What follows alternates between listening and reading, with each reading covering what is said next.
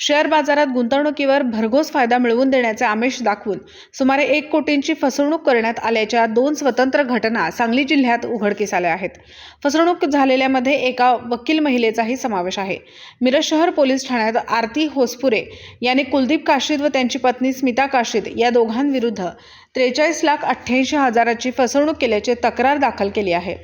काशीद यांनी KK consultancy stock market research and analysis या नावाची कंपनी काढून गुंतवणूकदारांना मासिक 7 ते 9% परतावा देण्याचे आमिष दाखवले।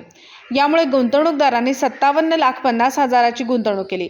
यापैकी परतावा म्हणून 13,61,000 रुपये परत मिळाले असले तरी उर्वरित रक्कम परत केली नाही म्हणून तक्रार दाखल करण्यात आली आहे।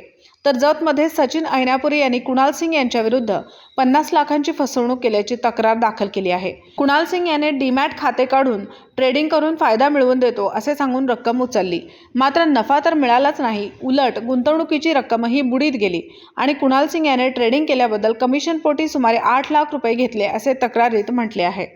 नमस्कार, N24 मराठीमध्ये आपलं स्वागत। पाहूयात आजच्या विशेष घडामोडी।